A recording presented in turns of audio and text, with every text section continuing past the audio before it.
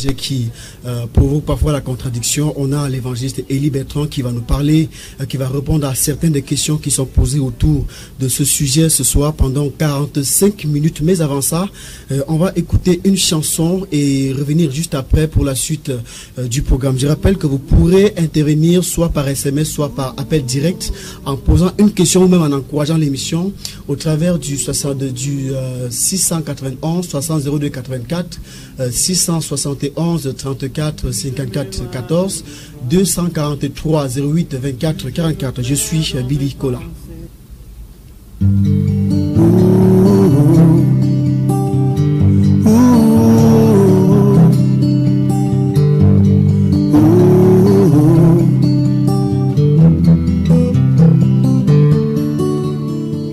Plus je m'éloigne de toi, plus je me perds dans mes pensées.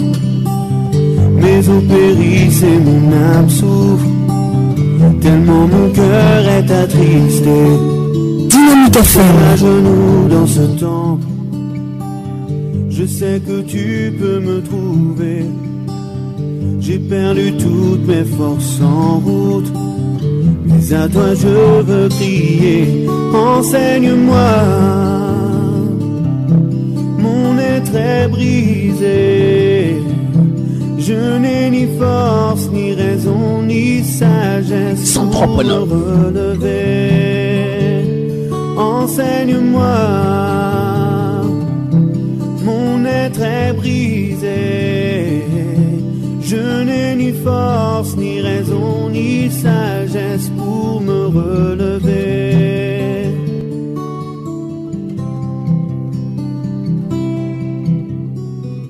Ton peuple meurt ici-bas, et ceci faute de connaissance.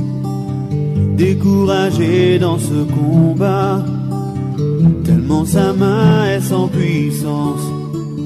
Toi qui es rempli de gloire, les cieux proclament ta majesté. Tu as les paroles de cette vie, et vers toi j'entends crier. Enseigne-moi, mon être est brisé. Je n'ai ni force, ni raison, ni sagesse pour me relever. Enseigne-moi,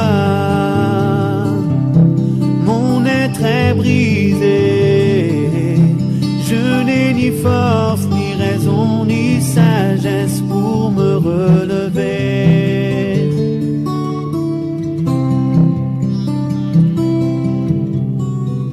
Plus je m'éloigne de toi, plus je me perds dans mes pensées. Mes os périssent et mon âme souffre, tellement mon cœur est attristé. Seul à genoux dans ce temple, je sais que tu peux me trouver. J'ai perdu toutes mes forces en route. Dynamique FM. Mais à toi je veux crier. Enseigne-moi, mon être est brisé. Enseigne-moi, c'est une chanson de Gwen Césaire qui crie au Seigneur pour demander à ce qu'il nous enseigne sur lui-même. Et on sait toutefois que si ce n'est pas Dieu lui-même qui nous enseigne sa parole, on n'y comprendra rien. Et je crois que ce soir, il va davantage nous enseigner sur lui-même, sur sa personne et sur tout ce qui tourne autour de sa personne. Évangéliste Élie Bertrand, bonsoir. Bonsoir, bonsoir Billy, bonsoir à tous les auditeurs Dynamique FM. Et bienvenue. Merci, merci. Je crois que ce soir, on va toucher un sujet qui provoque la contradiction. Comme beaucoup de sujets d'ailleurs qui concernent la Bible. Voilà, on est dans une période qui ne laisse personne, pratiquement personne, indifférent à Douala, au Cameroun et d'ailleurs dans tout le monde entier. Effectivement. Et je crois qu'on parle de Noël et ils diront ou encore on dirait que c'est la célébration de l'enfant Jésus. Je crois que c'est le sujet sur lequel on va s'appesantir ce soir. Par la grâce de Jésus, vous allez répondre à certaines questions qui pourraient se poser autour de ce sujet évangéliste. Effectivement, l'effervescence dans tout le quartier, déjà avant qu'on ne vienne ici, et depuis le début des décembre, nous voyons à Douala et dans tout le monde entier, au travers des écrans, nous voyons toutes les festivités, tous les gens mettent les petits plats dans les grands pour ce sujet. Et on va commencer à se poser des questions déjà si véritablement c'est le Jésus de la Bible dont il est question, puisque tout le monde entier le célèbre. C'est clair. Effectivement. Je rappelle que 10 minutes avant l'émission, vous pourrez poser des questions à ce programme au travers du 671 682 11 60 02 84, 671 34 54 14, 243 08 24 44. L'émission, c'est que la crainte de l'Éternel soit sur nous. Je suis Billy Nicolas et à la technique, on a Hervé Gay qui est le technicien de ce soir. On est ensemble jusqu'à 21h50. Évangile, je crois qu'on va aller tout de suite puisqu'on n'a pas assez de temps. Oui. On va entrer en plein dans l'émission, dans le sujet, toucher le sujet. Il s'agit de Noël et de l'enfant Jésus. Oui. Est-ce que vous pourriez nous dire de quoi il s'agit réellement? Jésus-Christ est-il un enfant ou bien je ne sais pas trop? Voilà, c'est l'occasion de poser des questions puisque beaucoup de choses qu'on trouve dans la Bible, ou mieux sur la scène religieuse aujourd'hui, les gens prennent comme si tout va de soi. C'est-à-dire, on a trouvé des choses, on ne se pose pas de questions. Or, si les gens lisent véritablement la Bible, si les gens sont chrétiens de la bonne manière, à la manière biblique, les gens devraient savoir que le temps où nous vivons, la Bible l'appelle le dernier temps. Et quand c'est le dernier temps, ça veut dire que c'est le dernier soubresaut de Satan que Satan utilise pour infester le monde.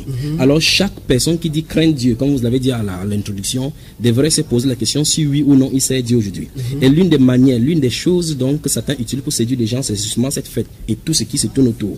Donc, je crois que je ne sais même pas si les minutes que nous passerons seront suffisantes pour pouvoir essayer d'étayer ces choses. Donc, d'entrée là, nous pouvons dire à nos auditeurs, aux auditeurs de Dynamique FM, que Noël que nous célébrons, ou bien que les gens célèbrent aujourd'hui, d'entrée est diabolique.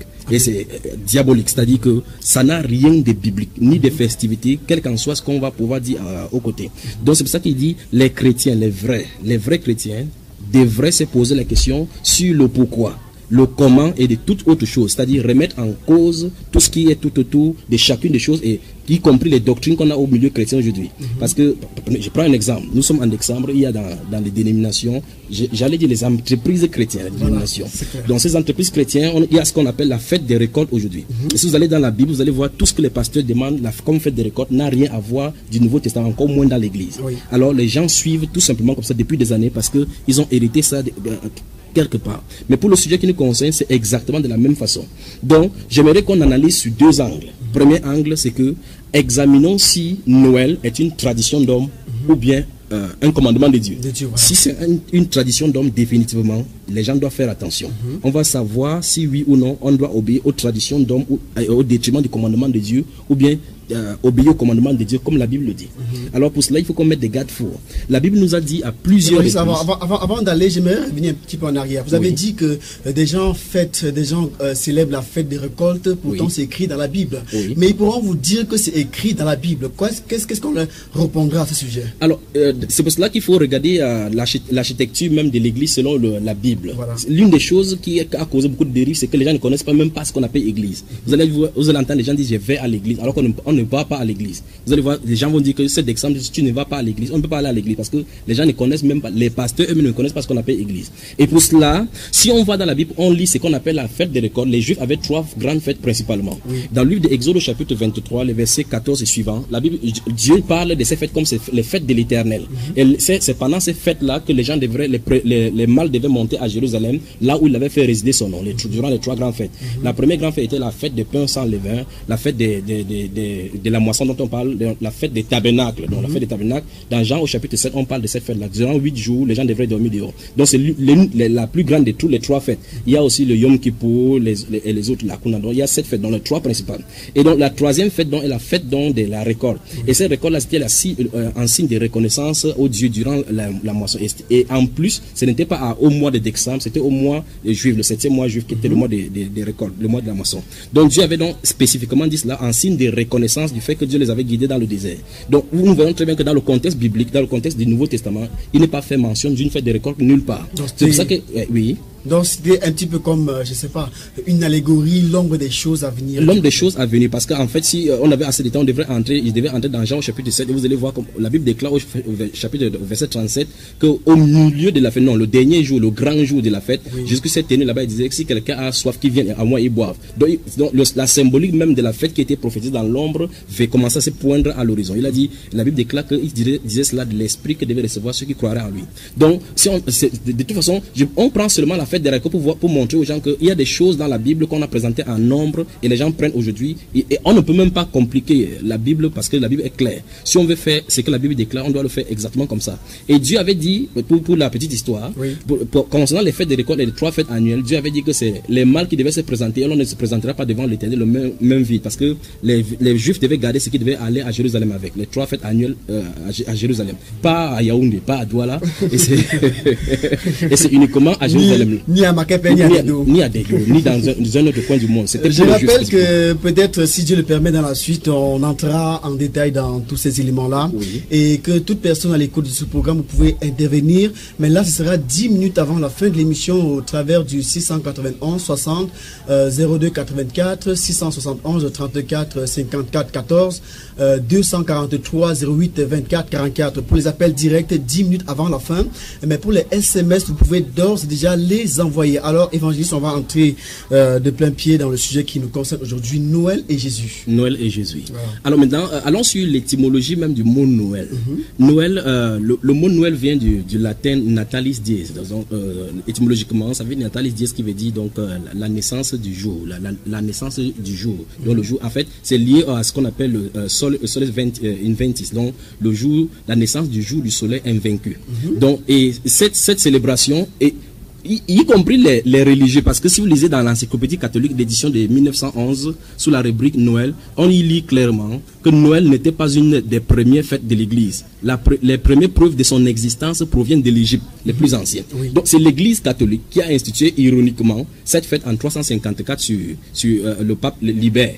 Donc c'est lui qui a institué ces choses-là. Alors maintenant, comment dans leur encyclopédie ils peuvent dire clairement que Noël se retrouve en Égypte longtemps avant Jésus-Christ, et on dit que cette Noël c'est Jésus.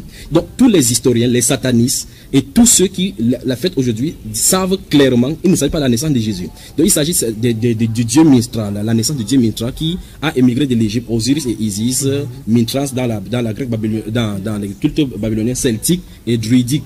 Donc toutes ces choses là c'est le même démon, la divinité de Nimrod, la même idole qui est célébrée partout. Vous allez voir dans la Bible par exemple, on va parler de tout arbre vert, ils sont processés sur tout arbre vert, comme on voit dans la symbolique avec l'arbre de Noël aujourd'hui avec les guirlandes. Si on avait vraiment du temps durant des jours, 50 minutes ne sont pas suffisants pour décortiquer ces choses. Mais dans la base, nous voyons très bien que le 25 décembre c'est le jour où le soleil a la victoire sur, on appelle ça le solstice d'hiver, où le soleil a la victoire sur sur l'hiver. Donc à partir d'ici on commence à voir que c'est le dieu soleil dont les Romains servaient qu'on a infesté, parce qu'en réalité lorsque Constantin à l'issue du concile de Nicée en 325 va prendre l'église comme la religion de l'État, la branche religieuse de l'État, c'est-à-dire que l'église était sous le pouvoir de l'État, et maintenant toutes les coutumes païennes qui se trouvaient dans la Rome antique ont été christianisées. Christianisées. Donc on a christianisé les choses, ce qui fait que comme les chrétiens avaient un dieu qui est appelé le soleil de justice selon la Bible, ils ont trouvé une date, ils ont essayé de trouver une date correspondant à sa naissance. En fait, beaucoup de gens ne savent même pas qu'il y a plusieurs dates qui avaient été proposées. Par exemple, le 6 janvier, l'église apostolique orthodoxe célèbre encore le 6 janvier la naissance de Jésus. On se demandera alors combien de Jésus finalement il y en a eu. Donc maintenant si on entre dans la Bible même, on va voir très bien que Dieu a mis des choses dans la Bible parce que Dieu savait qu'on arriverait aujourd'hui à ces choses-là pour que ses enfants puissent lui obéir. Par exemple dans le livre de Luc au chapitre 2, le verset 8, la Bible déclare que pendant que les Juifs, durant la naissance de Jésus-Christ, il y avait des bergers qui passaient des nuits dehors pour faire paître les brebis. Alors ça veut dire que Jésus est né pendant que les bergers étaient dehors pour faire paître les brebis. Et l'hiver, les bergers ne peuvent pas être dehors en hiver. Donc ça exclut du fait que de Jésus-Christ soit né indexable. Ça, c'est totalement exclu. Donc, le seul verset du chapitre 2, verset 8 de Luc nous montre clairement que Dieu l'a mis là-bas pour contrecarrer toute personne, toute vérité, toute personne qui pourrait essayer de dire que Noël, c'est le jour de naissance. Donc, même le pape, les catholiques sont d'accord que Jésus-Christ n'est pas né indexable. Alors, dans ces cas, si c'est comme ça, pourquoi ne pas admettre que ce n'est pas juste qu'on célèbre, c'est un autre Dieu? Donc, il y a une divinité derrière qui veut se faire passer pour Jésus.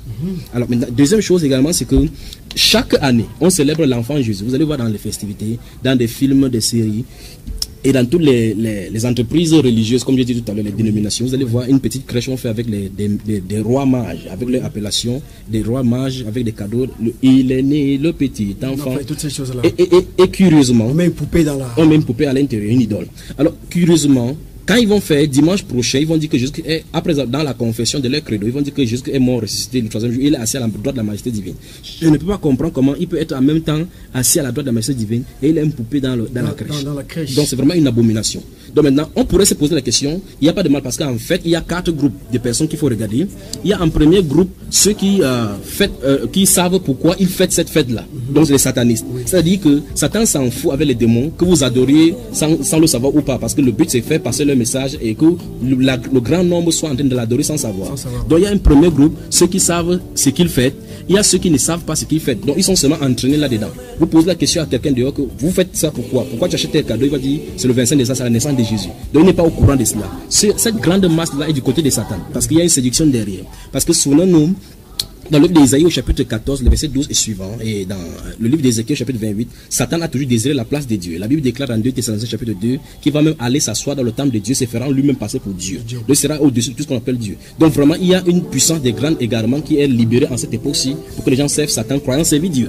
Donc il y a un autre groupe ce sont ceux qui essayent d'aménager leurs pensées pour faire croire aux gens que même s'il y a des choses mauvaises qui se passent en ces jours-ci, on peut quand même servir Dieu derrière. La question que je me pose à ces groupes, c'est particulièrement parce que c'est eux, les séducteurs. Des pasteurs qui ont l'onction de Satan, qui sont là, ouvriers d'iniquité, pour amener les gens à servir Satan en disant que non, on peut quand même prendre les aspects qui sont bien dans Noël. Ce n'est pas que quelque chose de mauvais. C'est-à-dire quoi? Ils essaient de dire aux gens que même si elle est dérive pendant ces périodes de Noël, on peut servir Dieu durant Noël. La question que je leur pose, c'est qui a initié? Parce que le but, c'est l'initiative. Qui a initié Noël? Est-ce qu'il y a un seul verset biblique qui a demandé à ce qu'on célèbre? Curieusement, si vous allez dans la Bible, dans Jean au chapitre 13, lorsque Jésus faisait la Sainte Seine, le repas du Seigneur, il a dit clairement qu'il faut célébrer plutôt sa mort. Donc dans la Bible, dans le Nouveau Testament, la seule fête chrétienne que nous regardons dans l'église, après les apôtres, c'est là où les doctrines ont commencé à entrer avec Ignace d'Antioche, Cyprien de Carthage, Jean Chrysostome, Clément d'Alexandrie, Clément de Rome, ainsi de suite. Donc vous remarquez que dans la Bible, la seule fête que les chrétiens célébraient, c'est la mort de Jésus. Et non la naissance. Nulle part, ce n'est mentionné. La naissance de la chair de Jésus ou son esprit. Que ça soit son esprit, parce qu'en fait son esprit n'est jamais né, il a toujours été Dieu. Oui. La conception de Jésus-Christ était une conception miraculeuse. Dieu n'a demandé nulle part qu'on célèbre. C'est pour cela qu'aujourd'hui vous allez voir les catholiques aller avec la dérive. Vous voyez, j'ai dit, c'est tellement mal parce que ce sont les démons qui sont derrière. Il y a le démon Astarté. Si vous lisez par exemple le livre de Jérémie chapitre 7, vous allez voir ces démons-là, on appelle la reine du ciel. Vous lisez le compédium catholique, la Regina Caeli, vous allez voir comment on donne un cantique à la reine du ciel. C'est écrit clairement cantique à la reine du ciel. Toi, reine du ciel. On donne le cantique pour la reine du ciel. Ça c'est dans l'encyclopédie catholique. Non, pas dans l'encyclopédie. Ici c'est le compédium officiel comment on appelle cela, des enseignements catholiques, c'est-à-dire que le catéchisme catholique, c'est signé par Benoît XVI. Quand vous prenez ces compédiums-là, derrière, on parle de Regina Caeli. Donc, officiellement, l'Église catholique enseigne que la reine du ciel, c'est Marie. Et vous allez dans la Bible, vous voyez que la reine du ciel, c'est un démon. C'est un démon. Absolument. Donc, c'est pour ça qu'il est parlé de christianiser. Donc, si vous lisez, par exemple, le livre de Will Durand sur l'histoire des chrétiens, l'apogée du christianisme, vous allez voir comment Will Durand, l'historien, montre clairement que, au lieu de transformer des gens, de transformer des vies, l'Église catholique a plutôt christianisé les idoles pour ne pas choquer des gens. Ça veut dire c'est pour ça que la Bible déclare dans le livre d'Apocalypse chapitre 17 et chapitre 18 qu'elle a trouvé chez elle le sang des saints et elle est devenue un repère de tout esprit impur.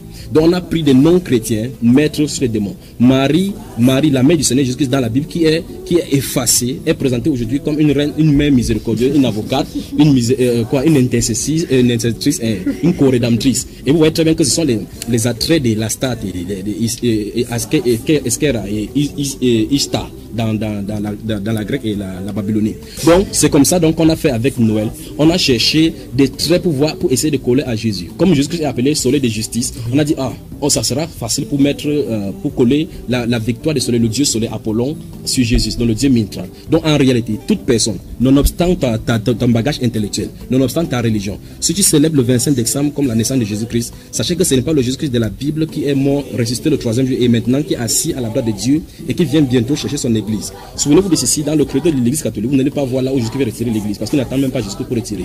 Ils disent que Jésus-Christ est monté, il est assis à la droite de Dieu, il viendra pour juger les vivants et les morts. Mais avant de descendre, il va venir d'abord chercher son épouse. Donc ils sont clairement conscients du fait qu'ils ne partiront pas dans l'enlèvement. Or, les véritables chrétiens dans ce temps-ci attendent l'enlèvement de l'église. Le retour de Jésus. Absolument. Donc, l'église catholique, donc, en réalité, on ne peut pas toucher Noël sans toucher l'église catholique parce que c'est elle qui a infesté. Donc, je disais que c'est malheureusement. On n'est pas là pour juger, hein, c'est juste qu'il faut. En fait, quel qu'en soit le cas, on est obligé de juger parce qu'il y a ôter le méchant du milieu de nous. Si quelqu'un est méchant, il ne nous donne pas de cadeau. L'église catholique ne donne pas de cadeau aux âmes du Seigneur.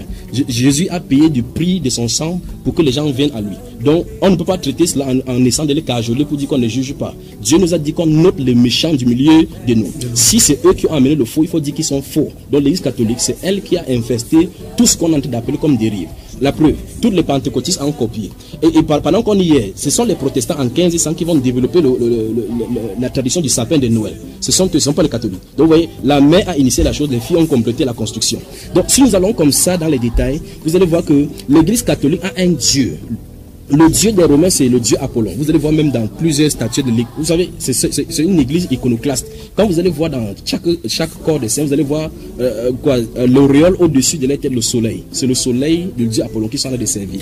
Si vous prenez donc les effigies de Constantin, les pièces de Constantin, après même sa soi-disant conversion, vous allez voir qu'après cela, la monnaie que Constantin utilisait dans son royaume avait toujours ces mêmes symboles-là. Or, Constantin avait ces mêmes symboles avant la chrétienté. C'est-à-dire que l'image de quelqu'un avec toujours le soleil derrière. C'est pour dire clairement que l'église catholique a quitté de la Rome païenne à la Rome christianisée sans être dépaïenisée. C'est-à-dire, ils ne sont pas convertis parce que la conversion stipule une nette transformation, l'abandon de la première voie et la dévotion totalement sous l'autorité de la parole. Et voici donc une preuve que la parole de Dieu ne fait pas effet parce qu'ils prennent l'autorité du pape au-dessus de la parole. Ils prennent les encycliques papales, ils prennent les conciles au-dessus de la Bible. Alors ils peuvent dire que dans ces livres, dans les encyclopédies, ils disent clairement que le pape a autorité, le seul docteur pour interpréter la parole. Il peut modifier la parole comme il veut. Et vous voyez très bien qu'il dit qu'il est le représentant de Dieu sur la terre. Je crois que ces informations ont des sources où si des gens voudraient avoir les preuves. Non, mais nous sommes en direct à la radio. Les prêtres catholiques sont en train de me suivre. Les archevêques de cette ville sont en train de me suivre. Le cardinal Toumi est en train de me suivre. Ils peuvent appeler ici à la radio. Nous ne sommes pas cachés, ce n'est pas indifféré. Donc s'ils veulent les sources, on les donne. Ils savent très bien que c'est écrit comme ça. Alors, évangéliste, on parle de l'enfant Jésus. Est-ce qu'il est possible de dire de Jésus, le Jésus de l'église d'aujourd'hui, que c'est un enfant? Ce n'est pas possible, parce que nous l'appelons Seigneur. La Bible déclare que, dans le livre des Actes des Apôtres, que je veux que vous sachiez que Dieu a fait Seigneur et Christ, c'est Jésus que vous avez crucifié. Donc, lorsqu'un enfant naît, il naît pour évoluer, il ne naît pas pour régresser. Il n'y a jamais de régression. Lorsqu'on naît, on est conçu du ventre, on va dans une évolution, dans un enchaînement que Dieu a prévu. 9 mois dans le ventre, après la gestation, il y a accouchement, on progresse. Et la Bible déclare à partir de Luc chapitre 30 que Jésus avait environ 30 ans lorsqu'il commença son ministère. Il n'a jamais célébré lui-même son anniversaire, il n'est jamais revenu, il n'a donné aucun ordre. Même sa maman n'a jamais célébré son anniversaire. Donc, j'ai dit encore une fois de plus, c'est que la parole de Dieu est claire. Si on met la parole de Dieu de côté, il n'y a aucune ambiguïté quant à ce que Jésus-Christ n'est plus enfant. Ça, c'est un non-sens même déjà de penser que Jésus est encore enfant. Donc, ça veut dire qu'il n'y a pas de Jésus enfant. En fait, le problème maintenant, c'est ceci. Si vous regardez encore une fois de plus dans l'église, vous avez remarqué qu'il y a une statue d'une femme qui a toujours un enfant entre les mains. Alors, c'est la femme, c'est Sémiramis avec l'enfant Nimrod qui meurt et renaît chaque fois. Et c'est cet enfant, absolument, cet enfant qui est censé revenir sauver l'humanité et mourir. Dans la religion orientale, on attend cet enfant. Dans la religion grecque, on attend cet enfant. Dans la religion romaine, l'Empire romain, on attendait cet enfant. Donc, ça n'a pas été difficile. Voilà pourquoi vous allez voir que les historiens eux-mêmes sont dans la confusion quant à l'histoire de Jésus-Christ. Parce qu'on voit très bien qu'il y a assez de grandes similitudes sur des divinités païens qui ont existé 3000 ans avant Jésus-Christ. On voit des traits de semblance sur Mithra, on voit des traits de semblance sur Tammuz avec Jésus-Christ, sur Krishna avec Jésus-Christ. Or, ils ne comprennent pas que Jésus-Christ, la parole était écrite depuis et Satan était dans les cieux. La Bible déclare qu'il est plus sage langage que Daniel, il connaissait la loi du ciel. Donc il a initié ces choses-là pour essayer de créer la confusion. Parce que depuis dans Genèse chapitre 3, verset 15, Dieu lui a dit que la postérité de la femme t'écrasera la tête. Donc on savait très bien que c'est la sémence viendrait par une femme. C'est pour ça que Satan a initié donc dans les cultes païens l'adoration de la mère-enfant. Donc c'est pour ça que chaque fois, remarquez très bien, quand on va finir, il y aura un moment donné où on va parler de l'annonciation, un moment donné où on va parler de l'immaculée conception. Donc toutes ces choses-là, si on a du temps pour regarder toutes ces choses, nous allons voir très bien que ce sont les cultes païens qui ont été christianisés. La Bible ne confirme pas. Et bien plus encore, la Bible va plus loin en disant dans Ésaïe chapitre 1, le verset 14, que Dieu hait nos fêtes, il hait nos nouvelles lunes, il hait nos célébrations. Quand on lève les cantiques, on va chanter, il est né le petit enfant. Le son est mélancolique. Le son, ça charme l'âme, mais c'est une abomination aux oreilles de notre Dieu. Et si Jésus n'est pas l'enfant, qui est-il alors? Il est le Dieu tout-puissant, le Dieu créateur qui se révèle. Remarquez très bien que la Bible, son entrée sur cette terre-ci est révélée dans le livre de Matthieu, Marc et Luc. Maintenant, à la fin du livre de l'Apocalypse, le livre de la Bible, Apocalypse, il se présente là-bas comme le Dieu tout-puissant. La Bible il dit que je suis vivant pour toujours. J'étais mort et voici je suis vivant pour toujours. Là-bas, Jean, qui écrit le livre de l'Apocalypse, le voit, il se prosterne, il était comme mort. Il a dû mettre la main sur lui pour le réveiller. C'est pour dire que Jésus-Christ n'est pas un enfant. Il est rentré dans la toute-puissance, dans l'autorité. Il a dit tout pouvoir m'a été donné dans le ciel et sur la terre. Donc quand Jésus-Christ est revenu dans la gloire, il est revenu maintenant à l'état de la divinité. Parce qu'il a pris possession de tout ce qui était perdu. Donc maintenant nous attendons seulement, selon Apocalypse chapitre 11, verset 15, que tout le royaume soit remis à lui. Mais pour le moment, la Bible déclare que le monde actuel est sous la puissance du malin. Et c'est le malin qui essaye comme ça, par toutes sortes de séductions, pour amener le grand homme de son côté. Je me suis souvent dit peut-être que la chair, cette chair-là qui a été formée dans le ventre de Marie, c'est cette même chair qui est détruite sur la croix. Oui. En fait, la personne qui est morte sur la croix, c'est la personne qui est née de Marie. Voilà. Il a dû téter les seins de Marie, grandi. On l'a envoyé aller puiser de l'eau. La Bible déclare qu'à 12 ans, ils sont allés au temple à Jérusalem pour aller festiver par rapport à la Pâque. Il est rentré. Donc Jésus-Christ a grandi exactement comme nous. La Bible déclare que c'est parce que les fils ont pas au sang dans le livre de Hébreux chapitre 1 et chapitre 2, il y a eu même participé afin de délivrer ceux qui étaient de toute leur vie gardés dans la crainte de la mort. Et on dit que ce n'est pas aux gens qui viennent en aide, c'est à la postérité d'Abraham. Donc Dieu a dû se faire chair. C'est pour ça qu'on l'appelle Emmanuel. Dieu, le Dieu tout-puissant, qui parlait à Moïse dans la colonne de feu, a dû se faire chair dans le tabernacle humain.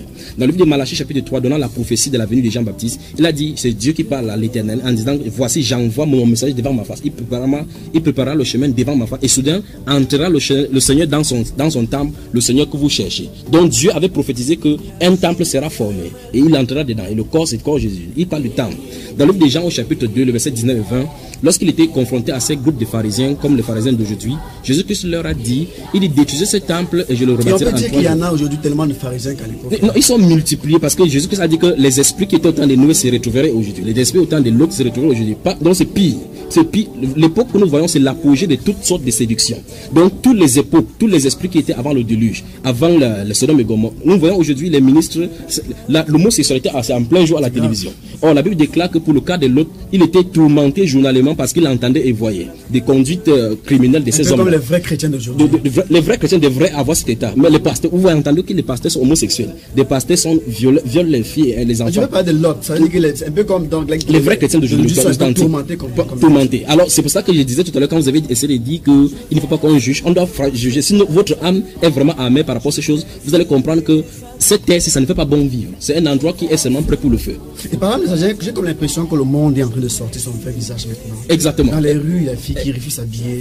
Exactement. Toutes ces choses-là. Puis encore, c'est pour cela qu'en tant que prédicateur, puis encore, c'est normal que ça arrive parce que Jésus a prophétisé que l'iniquité va s'accroître et l'amour du plus grand homme se refroidira. Où est-ce qu'on devrait trouver donc l'enseignement saint, la sainte doctrine? Ça devrait être dans l'église. C'est pour cela qu'il faut qu'on s'oriente dans l'église pour voir ces choses-ci. Le monde a infesté l'église. Nous parlons de l'enfant Jésus et des fêtes de Noël là maintenant là. Ce sont les choses qu'on a été dans l'église. Pourquoi donc aujourd'hui vous entendez le hip-hop chrétien? Vous posez la question, qu'est-ce que c'est que hip-hop chrétien? On a pris dans le monde, on a christianisé. On prend les chansons de Michael Jackson, on essaie de christianiser. On apprend les choses. Qu'est-ce qui est arrivé? Les démons sont en train d'entrer. Les coupés décalés chrétiens. Il suffit de chanter n'importe comment, d'en mettre Jésus en Jésusé et puis on est dedans. Il y en a qui chantent Jésus et puis dans le clip on voit les postérieurs montrés pour blasphémer.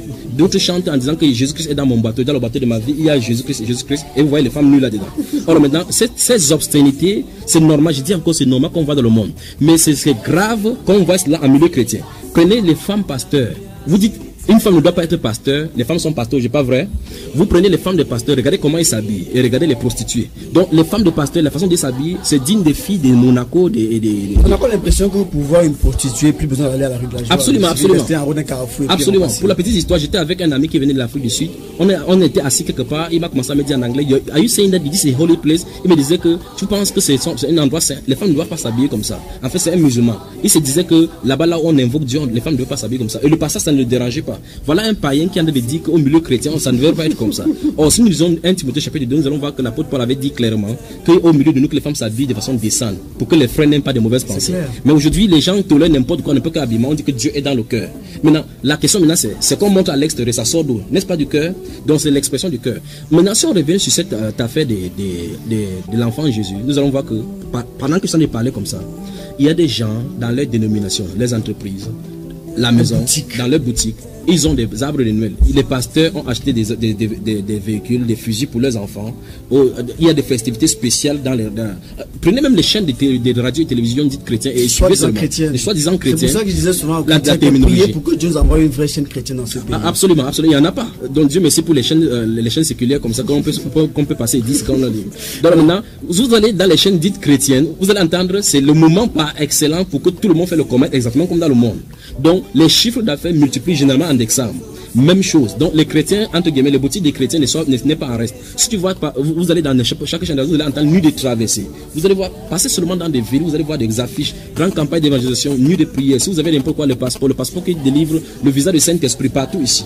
Donc on a comme l'impression que cette soleil de justice là, Nimrod ou bien Mintra, accorde des bénédictions en ces temps-ci. Voilà pourquoi vous voyez, les pasteurs sont dans cette cause-là. En fait, c'est la cupidité. Mais ceux qui cherchent le Seigneur, l'Église du reste, ce faible nombre-là ne peut pas être se soumettre. Qu'est-ce qui peut amener un homme de Dieu à devenir ce type de personne, cet acteur de l'apostasie? En fait, là encore, il faut expliquer ce que la Bible dit. Jésus a dit dans Matthieu chapitre 7 qu'on reconnaît un arbre par son fruit. Si vous prenez par exemple le manguier, à jamais le manguier ne peut pas produire la papaye. La papaye ne produira jamais le goyave. Donc à chaque saison de goyave, si vous allez sur un goyave, vous allez trouver de goyave, même si ça fait du combien d'années. Donc en réalité, il y a un problème, une chose encore qu'il faut comprendre dans le plan de Dieu, c'est que quelqu'un n'est pas faux à un moment donné. Il est faux dès le départ. Il progresse seulement, il mûrit. Parce que Jésus a dit que laissez-les croître ensemble de peur que vous ne mélangez. Donc, si quelqu'un est faux, il est faux dès le départ. C'est le principe de la sémence. Vous ne pouvez pas planter le maïs, à un moment donné, ça devient les arachides. Donc, si tu es arachide dès le départ, de la sémence qui est dès le départ. Donc, il n'y a pas de faux hommes de Dieu. Il y a tout simplement des faux hommes qui se déguisent en homme de Dieu. Donc la Bible déclare que ce n'est pas étonnant que Satan se présente lui-même en ange de lumière. Ce n'est pas étonnant que ses serviteurs également, ces gens se déguisent en apôtres de Christ. La Bible déclare dans 2 Pierre chapitre 2 à partir du verset 1 qu'il y a eu parmi des peuples de faux prophètes. Il y aura parmi vous des faux docteurs qui introduiront des sectes pernicieuses et qui, régnant le maître qui les a rachetés, attireront sur une ruine soudaine. Il dit, plusieurs les suivront dans leur égarement et la voix de la vérité sera accalmée à cause d'eux. Dans le livre de Matthieu chapitre 24, le verset 11, la Bible déclare qu'il s'élèvera des faux prophètes. Vous voyez, n'est-ce pas? Et au chapitre 7, verset 23, Jésus-Christ dit, plusieurs me diront en ces jours-là, Seigneur, Seigneur, n'avons-nous pas fait des prophétisations en ton nom? N'avons-nous pas fait des miracles? N'avons-nous pas chassé des démons par ton nom? Et je leur dirai, je ne vous ai jamais connu. C'est terrible comme déclaration. Jésus dit, je ne vous ai jamais connu. Pas que je vous ai connu, vous vous êtes dévié. C'est-à-dire, dès le départ, il n'était pas dans le plan du Seigneur. Dieu ne les a pas appelés. Or, dans Romains chapitre 8, verset 28, la Bible déclare, ceux qu'il a connus d'avance, il les a aussi appelés. Et ceux qu'il a appelés, il les a prédestinés à être semblables à l'image de son Fils. Donc, ceux qu'il a connus d'avance, ce sont ses vrais serviteurs. Donc, je vais sur un plan. Si vous avez un billet de 10 000 qui est un faux billet, il n'y a pas un moment où c'est devenu faux. Ça a été faux dès le départ. Si vous avez un vrai billet de 10 000, il n'y a pas un moment où c'est devenu faux, c'est toujours vrai. Et vous, quelque chose que vous allez faire, le vrai brin ne deviendra jamais le faux ne deviendra jamais le vrai. Mais maintenant, le problème maintenant, c'est au niveau de la détection des vrais et du faux. C'est là où le terrain se trouve. Et c'est l'une des choses qu'on a de voir ce soir par rapport à la naissance de Jésus-Christ. Donc, si vous avez devant vous 2 faux billets, la constitution humaine nous a fait des appareils pour pouvoir détecter le faux billet. Il faut suffire de tracer ou bien passer sur l'ultraviolet et détecter quel est le vrai billet. Les caractéristiques du vrai billet se feront refléter sur l'ultraviolet. Et l'ultraviolet du vrai chrétien, c'est la parole de Dieu. Jésus a dit qu'on reconnaîtra tout un par son fruit. Donc, ça veut dire que c'est la parole qui teste pour savoir qui est vrai, qui est faux. Nous prenons par exemple le cas de l'enfant Jésus maintenant. Nous voyons très bien que c'est en 354. J'ai dit ici que sous Libère, on a institué et imposé que la fête devait être sous toute la domination catholique, devait être admise comme la fête catholique, c'est-à-dire la fête chrétienne, c'est-à-dire la divinité, pour la naissance de la divinité Jésus-Christ. Voilà quelque chose qui est imposé. Et tous, y compris eux, disent dans leur encyclopédie, comme j'ai cité tout à l'heure là, que c'est la naissance, Noël, est fêtée longtemps avant la naissance de Jésus. Donc c'est quand même curieux. Ça devrait donner du frisson. Si on célébrait cette fête si longtemps avant que la personne qu'on célèbre aujourd'hui ne naisse, définitivement c'est pas lui. Et dans ce qu'on a de servir, on est notre Dieu. C'est ça le problème. Donc il se pourrait que les hommes soient en train de servir d'autres dieux. Notre adoration, notre culte. On a de croire rendre culte à Dieu. Dieu ne veut pas qu'on l'aide à rendre culte. Il a déjà donné la Sainte Bible pour qu'on fasse dans ces carnavals-là. Donc tout ce que Dieu veut que nous fassions pour lui, et au travers de lui et avec lui, est déjà mentionné dans la Bible. C'est pour cela que fermant la Bible, il a dit une chose dans Apocalypse chapitre 22, le verset 18 et 19. Il a dit que si quelqu'un y ajoute quelque chose, Dieu le frappera des flots d'écrits dans ses livres. Si quelqu'un y retranche quelque chose, il retranchera sa part de l'arbre de vie qui est décrit dans le jardin de Dieu. Donc ça fait partie des conséquences. Ce sont les conséquences, effectivement. Donc c'est pour dire quoi? C'est que Dieu a mis les garde-fous. Lorsqu'il avait donné la Pentateuque à Moïse, il avait dit dans Deutéronome chapitre 4, le verset 2, que vous allez veiller à examiner, à obéir à ma parole telle que c'est écrit. Vous n'y ajouterez rien, vous ne retrancherez rien. Et dans Proverbe chapitre 30, verset 5 ici, il n'ajoute rien à ses paroles, de peur qu'il ne te reprenne et que tu ne sois trouvé menteur. Donc partout, Dieu a mis en garde que ce qu'il a dit, on ne doit rien ajouter, on ne doit rien retrancher. Voici par exemple, prenons tout simplement un seul cas. La Bible déclare que tout ce qui est élevé parmi les hommes est une abomination devant Dieu, pas vrai? Au lendemain de ce 25 décembre, les gens qui vont en boîte de nuit, qui partent fêter, y compris les religieux, allez prêcher ce même Jésus. Ils vont vous dire, le Jésus là, il faut le célébrer dans l'église. C'est dans l'église qu'on veille, on se ment les dimanches. Pourtant, ils ont passé le 24. Le 24, et ils disaient que c'est en son honneur. Vous prêchez dans le bus, on dit que non, ce n'est pas l'église ici. Vous prêchez dans les rues, on dit que non, c'est pas l'église. La police même qui sont de célébrer ça aujourd'hui, vont venir vous arrêter. Pas vrai? Alors, si le monde, vous pensez que c'est Jésus-Christ dont le monde rejette, qu'on est en train de célébrer, c'est juste parce que c'est férié dans tout le monde, quasi de la totalité du monde entier, y compris même de l'extension des pays arabes. Donc, c'est terrible, mon cher, c'est terrible. Donc, je vais seulement montrer un point. Donc, à tous les aspects, vous allez voir que c'est le Dieu de ce monde qu'on a desservi. Tout ce qui est élevé parmi les hommes est une abomination. Jésus-Christ a été unanimement rejeté par le monde. Et la Bible déclare, c'est lui-même qui a dit dans Jean chapitre 15, que le monde aimerait ce qui est à lui. Le monde aimerait à ce qui est à lui. Puisque vous êtes du monde, si vous étiez au monde, le monde vous aimerait. Mais comme je vous ai choisi du monde, le monde vous déteste. Le monde vous hait pour cela. Donc, si le monde aimait vraiment Jésus, Jésus-Christ a dit, la Bible déclare dans Romains chapitre 12 que je vous exhorte par la compassion de Christ à offrir vos corps comme un sacrifice vivant, saint, agréable à Dieu, ce qui sera de votre part un culte raisonnable. Donc on s'attend à ce que si c'est un culte qu'on rend à Dieu, qu'on rend un culte raisonnable. Mais remarquez très bien que les sociétés brassicoles multiplient les ventes en ce moment. Les sociétés de cigarettes, de fabrication de préservatifs. Les nuits sont bordées des bars qui sont ornés pour que les gens viennent à gogo et boivent. Pas vrai? Alors ces gens s'y servent qui? Les commerçants, des vendeurs, des commerçants des habillements indécents. Et puis encore, je dis encore, c'est normal dans le monde comme ça, parce que c'est leur monde ici. Nous ne faisons pas partie de ce monde-ci. Puis c'est que, prenez tout ce qu'on appelle les entreprises là, vous allez voir comment les églises pentecôtistes et autres là sont dans le même déguisement. Dans les radios, vous allez voir les mêmes publicités. Vendent les choses de Noël. Il y a des autres qui font, il y a les défilés des marches pour la gloire de Dieu. Tu leur demandes qui vous a initié cela. Mais c'est que Dieu veut que l'homme vive dans la sainteté. Partage ses biens, vive dans la simplicité, dans l'amour.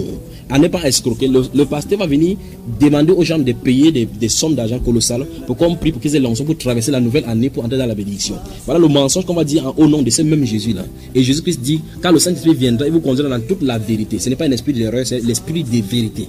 Or, si le Saint-Esprit vient, il nous conduit dans toute la vérité. Donc c'est clair jusqu'ici que l'enfant, Jésus-Christ n'est plus enfant. Il a progressé parce qu'on a vu au moins dans la Bible qu'il a commencé son ministère aux environs de 30 ans. C'est aussi clair qu'il est mort crucifié, n'en plaise aux satanistes, n'en plaise aux musulmans, n'en plaise. Il est mort, il est ressuscité le 3e jour. La Bible déclare qu'il est assis à la droite de Dieu parce que Jean l'a vu, les apôtres l'ont vu, et ils ne pourraient pas se laisser tuer à cause de Jésus-Christ s'ils n'avaient pas vu. Ils ont été les témoins oculaires. Il a dit, nous ne pouvons pas parler de ce que nous avons vu et entendu. Nous avons mangé et bu avec lui après sa résurrection. Donc, Jésus a montré qu'il était vivant. Bien plus encore, il est encore vivant jusqu'aujourd'hui. Et il a laissé frayer un chemin pour se former un peuple saint qui lui est agréable. L'église sans tache, ni rien. L'église qui n'est pas contaminée, souillée par ces festivités mondaines. L'église qui n'est pas contaminée, touchée par ces choses démoniaco, catholico, sataniques, lucifériennes. Cette église-là dont le Vatican n'a pas son emprise. Cette église qui est sortie hors de Babylone. Cette église dont Dieu est en train d'appeler hors de la porte pour aller à son opprobre et porter son opprobre à lui. C'est cette église-là que Jésus Christ a. Donc on pourrait dire que puisque Jésus a dit que vous les reconnaîtrez à leurs fruits, oui, on ne pourrait reconnaître le Dieu qu'ils servent que par les fruits qu'ils portent. Tout simplement, c'est la Bible qui nous dit, c'est le garde-fou que Dieu nous a donné. On ne peut pas juger quelqu'un sur la façon qu'il soit bon, parce que si c'est pour la bonté, la façon extérieure, vous allez voir que les gens du Moyen-Orient, les gens des régions orientales sont meilleurs que certaines dites chrétiennes. Si tu regardes le fond, c'est pour pousser l'homme à pécher. Absolument, absolument. Puisque c'est la désobéissance, le culte de la désobéissance, parce qu'on est sur un terrain. Si Dieu n'a pas dit quelque chose, on ne peut pas aider Dieu. Si Dieu n'a pas commandé qu'on fasse quelque chose, c'est quand même curieux. Comment se fait-il que Dieu, c'est les commandements que Dieu a donnés? Si vous lisez par exemple dans le livre des Lévitique au chapitre 18 et 19, après avoir donné les injonctions sur la pratique qui s'est pratiquée dans les nations où Dieu devait chasser les Phérésiens, les Étiens et autres, là-bas les Cananéens, les Philippiens, les Philistins, Dieu dit clairement une injonction au verset 28 du chapitre 18 des Lévitiques. Il dit que vous allez en entrant dans ce pays-ci, prenez garde de ne pas prendre en imitation les pratiques des pays dans lesquels vous allez entrer, de peur que le pays de nous vomisse, comme ce sont ces pratiques abominables que ces pays-là ont pratiquées et le pays qui les accueillait les a vomi. Il dit prenez garde. Donc Dieu a mis en garde Israël dans la pratique par rapport aux imitations païennes qui s'est passées au milieu. Et nous voici maintenant chrétiens, nous acceptons Christ comme notre directeur et nous avons pris une autre source, les païens. Nous avons pris les imitations païennes. Si vous lisez le livre de 2 Rois au chapitre 17, donc on prend le nom de Jésus pour colorier. Donc ça veut dire pour attirer les clients. Pour attirer les clients. Donc ce n'est pas ça. Les vrais chrétiens savent qu'il faut tenir ferme à la parole. Il ne s'agit pas juste de sentimentalisme. Il ne s'agit pas juste de dire qu'il y a quoi de mal à cela. Il ne s'agit pas tout juste à dire que qu'est-ce que je peux faire. On ne doit pas juger. Il faut prêcher la parole dans la sainteté. On doit prêcher la parole et demeurer simplement la parole. Je t'ai dit, on ne doit rien ajouter, on ne doit rien en retrancher. Donc si vous prenez toutes ces choses-là, toutes ces considérations, on arrive à un point. Il y a des gens, parce que comme la Bible déclare dans Philippiens chapitre 3, qui sont ennemis de la croix de Jésus-Christ de Nazareth. Et l'apôtre Paul va donner les injonctions encore au verset 17 du chapitre 3 des Philippiens. Il a dit, portez les regards sur nous et sur ceux qui marchent d'après le modèle que vous avez vu en nous. Donc le modèle qu'on doit marcher, c'est le premier disciple de Jésus-Christ. Si une chose est faite en notre milieu, la question qu'on doit se poser, c'est les apôtres l'ont-ils pratiqué? Parce qu'il y a une chose, Jésus notre Seigneur a dit dans Matthieu 28 verset 19, il a dit, allez, faites des nations des disciples, leur enseignant leur enseigner tout ce que je vous ai prescrit. Donc, les enseignements que les disciples ont développés, ce sont les enseignements que le Seigneur Jésus leur a donnés durant sa marche et par la suite par la révélation du Saint-Esprit. Donc, ça veut dire que ces canons-là, l'inspiration que Dieu leur a donnée par le Saint-Esprit et ce qu'il leur a enseigné, qualité physiquement, sont suffisants. C'est dans ce sens que la Bible déclare dans Éphésiens chapitre 2, verset 20, que vous avez été édifiés sur le fondement des apôtres et des prophètes, Jésus-Christ étant la pierre angulaire. Souvenez-vous, à l'entrée d'ici, je vous ai dit que, quand vous parlez, je vous ai dit que c'est normal qu'il y ait des contradictions comme tout autre sujet biblique. Le cadre même, l'enfant Jésus lui-même, c'est un problème, parce que c'est un signe de contradiction. Lorsqu'il avait été amené enfant dans le temple de Jérusalem, Simeon, le prophète, l'a porté et il a dit que cet enfant est destiné à amener la chute de plusieurs et le roulement de plusieurs en Israël. Donc l'enfant Jésus, c'est une contradiction. C'est normal donc qu'il y ait des débats autour de Jésus-Christ. Maintenant, quand nous parlons ainsi, c'est pour que les gens qui ont été infestés par cette chose-là puissent quitter. Maintenant, je sais que c'est trop tentant de voir que le voisin a la fête chez lui. C'est trop tentant de voir que les autres enfants ont des jouets. Avant, parce que là, c'est un petit peu l'alternative. Oui. Mais avant d'arriver là, est-ce qu'on pourrait se dire quelque part que le Dieu qui s'élève, c'est d'une part une chair qui a été détruite sur la croix, oui, et d'autre part des dieux païens? En fait, ce n'est même pas le Dieu qui a été détruit sur la croix, parce que Dieu qui a été détruit sur la croix n'a donné aucun commandement là-dedans. C'est que le Dieu païen, Satan, a profité de l'occasion et de la faille, des similitudes que donne l'histoire de Jésus pour s'infiltrer là-bas et se faire adorer. Parce qu'en réalité, lorsqu'on regarde, prenons par exemple les francs-maçons. Quand vous voyez les francs-maçons et les chrétiens, vous vous posez la question, où est-ce que Jésus-Christ était entre 12 ans et 30 ans quand il a commencé son ministère? Je leur réponds chaque fois. Les 3 ans de sa vie qu'on a décrit de la Bible, tu as déjà accompli. Les 3 ans qu'on a décrit de lui là, tu as déjà accompli. Tu veux chercher 12 ans à 30 ans pour chercher quoi là-dedans? 3 ans, tu n'as pas commencé. Donc, je peux dire quoi? C'est que les zones où il y a l'ombre dans la Bible, ce sont des zones où, comme la Bible déclare dans Psaume 78, le verset 20, que les lieux sombres du pays sont pleins de repères des brigands. Donc lorsqu'il y a des zones qui ne sont pas claires, c'est ça là où Satan entre pour essayer de danser les mystères. C'est d'où viennent les news, les régions gnostiques et les régions à mystère. Par exemple, chez les catholiques, non, chez les francs-maçons et les chrétiens, ils vont essayer de vous expliquer ce que Jésus dessinait sur le sol dans Jean chapitre 8, lorsqu'on voulait lapider cette femme-là qui avait été prise en flagrant délit d'adultère. Donc ils vont aller au sol. Et la Bible ne nous dit pas ce qu'on dessinait, mais ils disent qu'ils ont la clé de ce que Jésus dessinait. C'est autant de choses. C'est pour dire que lorsqu'on ne parle pas quelque chose spécifiquement dans la Bible, il ne faut pas que quelqu'un s'aventure en disant comme dans Audrey. C'est dans ce sens-là que Satan, sachant que on n'a pas parlé de la naissance de Jésus qu'on va fêter, a pris cette supposition-là pour mettre le Dieu Mitra et s'est fait adorer là-dedans. C'est pour ça que je dis encore une fois de plus. Plus de 3000 ans avant la venue de Jésus-Christ, Nimrod et Sémiramis, la mère et l'enfant qui est mort et ressuscité, comment ça s'appelle, Ishtar, Osiris et Isis en Égypte, Mitra, Tammuz et autres, la Baal et Moloch ont été les 7 divinités qui avaient ces caractéristiques. Leur naissance, effectivement, le 25 décembre. C'est eux donc qu'on a christianisé en mettant le nom de Jésus. Il ne s'agit pas de Jésus-Christ derrière. Donc, le Dieu de la Bible, le Dieu qui s'est fait chair, ce n'est pas ce chair qu'on célèbre. C'est Satan qu'on a décélébré dans sa totalité, même si on lit la Bible. Je pourrais entrer dans l'histoire pour montrer que ce sont les autres papes grégoires particulièrement qui ont installé les différents liturgies et les messes qu'ils devaient faire à minuit, le 24 et le dimanche suivant la vigile, dans la veillée. Donc ce sont les choses progressivement qui ont été mises. C'est pour ça que vous allez entendre nuit de la traversée. Ce 25 décembre, même si ça ne tombe pas un dimanche, tous les gens vont organiser les cultes ces jours-là. Donc je vais dire quelque chose. Si Jésus, absolument. Si Jésus, notre Seigneur, venait le 25 décembre, il ne trouverait pas, la majorité des chrétiens ne seraient pas prêts. Absolument, c'est 25 décembre là. Donc, évangéliste, on va donc attaquer l'alternative. Oui. Quelles sont les conséquences pour ceux qui s'adonnent à ça et qu'est-ce qu'il faudrait faire pour ceux-là? Quelle est la solution pour eux? Voilà, je crains que ça ne soit comme exactement comme le livre de Zacharie. Dans le livre de Zacharie, Dieu va reprocher aux Juifs que durant 70 ans, ils avaient fait le jeûne. Ils avaient fait le jeûne pendant 70 ans, c'est terrible. Ils avaient jeûné pendant 70 ans, croyant jeûner pour Dieu. Dieu leur a dit que vous pensez que depuis 70 ans, quand vous jeûnez, c'était pour moi? Donc, il s'est mortifié l'âme. Dieu vient leur donner 70 ans après en disant que ce n'était pas pour lui qui gênait. Alors, pourquoi Dieu a fait cela? C'est que les gens veulent servir Dieu pas à sa manière. On croit qu'on peut se mettre les choses quand c'est bien pour notre entendement, quand c'est bien pour notre vie, notre chair. On pense que Dieu est d'accord. Mais j'aimerais faire comprendre aux gens que Dieu est d'accord avec sa parole. Parce que la Bible déclare que Dieu et sa parole sont un. Il ne dira pas quelque chose, une révélation ne viendra pas contredire la parole de Dieu. Si Dieu n'a pas initié une chose, il ne doit pas bénir. Donc si Dieu n'a pas initié la fête de la nativité, et nous sommes d'accord, l'histoire est d'accord, les satanistes sont d'accord, les orientaux sont d'accord, les catholiques, l'encyclopédie catholique de 1911 est d'accord que Noël veut dire la natalité, le jour de naissance du Dieu, du soleil invaincu. Donc il ne s'agit pas de Jésus. Et nous sommes aussi d'accord que cette chose-là est célébrée longtemps avant Jésus-Christ. Donc la conséquence, c'est ceci. On peut croire qu'on sert Dieu depuis et on a desservi Satan. À la fin, il y a une surprise au jugement. Plusieurs me diront, nous n'avons pas fait le miracle en ton nom, nous n'avons pas fait ce chose. Il dit, je ne vous ai point connu. Donc il faut donc que les gens se remettent en cause tout ce qu'ils ont toujours eu à voir. Et l'une des choses que je vais dire aux gens en conseillant, c'est les auditeurs des Dynamique FM et tous ceux qui me suivent maintenant, c'est qu'il ne faut pas qu'ils prennent pour acquis tout ce qu'on leur enseigne. Chaque personne a la parole de Dieu disposée à leur écoute. Donc, par exemple, dans chaque maison, il y a la Bible. Si vous n'avez pas la Bible, les gens utilisent, prennent 18 000 francs pour acheter des talons. Je vois devant Dynamique FM, il y a des talons, les chaussures des femmes, les 18 000 francs qui sont là-bas. La Bible, je crois que c'est le commerçant. La Bible ne coûte que 2500 francs. Donc il y a même la Bible, les applications gratuites juste sur téléphone. Oui. Donc on peut la voir. Donc il est temps que chacun lise la Bible en priant que Dieu le guide. Dieu n'a pas besoin de passer par un spécialiste pour enseigner les gens. Dieu peut guider quelqu'un. Il guide les gens qui ont le cœur un pour le chercher. Maintenant, si quelqu'un dit que je m'en fous, je ne veux pas savoir ce qu'il en est, il est vendu au diable. Donc de toutes les façons, prenons un exemple. Si vous entrez chez vous, vous trouvez un verre qui est transparent là, avec un liquide transparent, vous dites que vous avez soif. Et c'est l'acide, vous ne savez pas que c'est l'acide.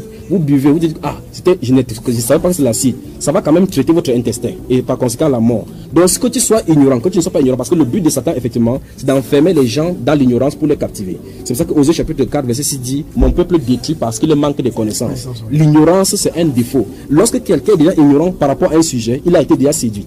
Donc c'est pour cela qu'il faut que la lumière de Christ vienne maintenant dans le cœur de tous ceux qui nous suivent maintenant, afin qu'ils sachent que, comme j'ai dit dès le départ, que la fête de Noël est satanique. Donc si quelqu'un avait acheté un habit en vertu de cette fête-là, qu'il sache qu'il a honoré Satan. Si quelqu'un a prévu de donner un cadeau à quelqu'un, qu'il sache qu'il a déjà en train d'honorer Satan, parce qu'il fait en vertu du fait que Jésus soit né le 25 décembre. Parce que dès le départ, la fondation, c'est que c'est le mensonge. Christ n'est pas né le 25 décembre. Donc ils n'ont qu'à se repentir. Ils doivent se repentir. Voilà.